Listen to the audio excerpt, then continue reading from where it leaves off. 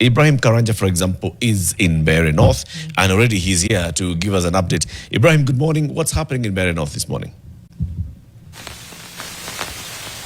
Well, good morning, Eric and Mariam, with the entire Fixing the Nation team. Yes, we are in Kanyuambora, Mbeere North constituency.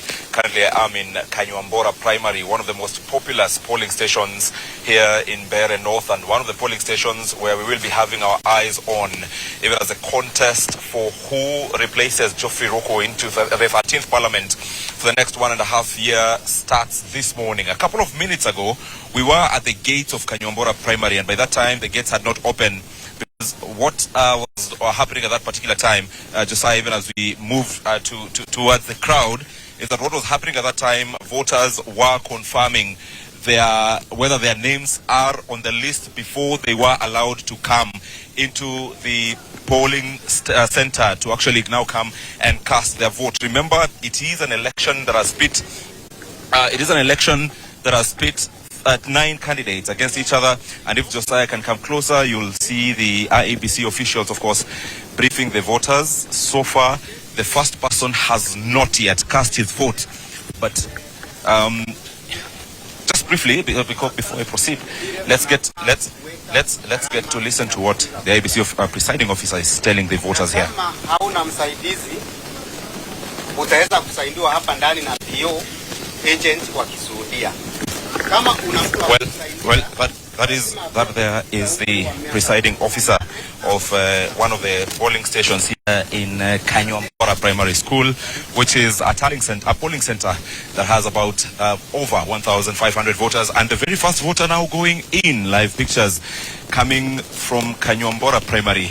That is the very first voter today at stream number, one of the streams here in Kanyuambora. This is stream number what, sir?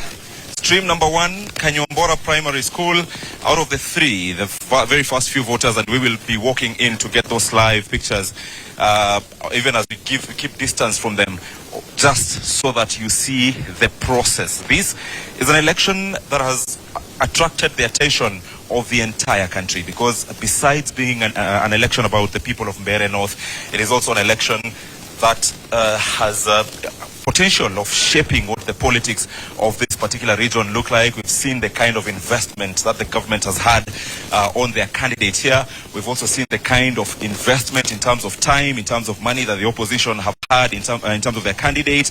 And all the 9 candidates have actually done their best, put their best foot forward to impress the voters of Mbeere North, the 55,124 voters who will be casting their ballot today.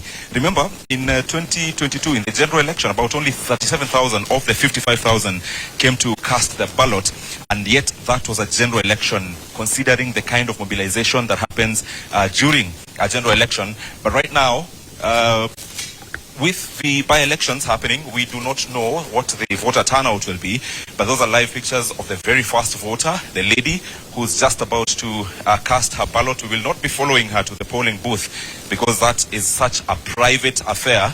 The sanctity and of the vote has to be protected, and for that, we will be waiting until she casts her vote to speak to her. Later on, even as I take it back to you in studio, later on at this particular polling center, we'll be expecting the Democratic Party leader, that is Justin Muturi, to also come and cast his vote later on in the next few minutes.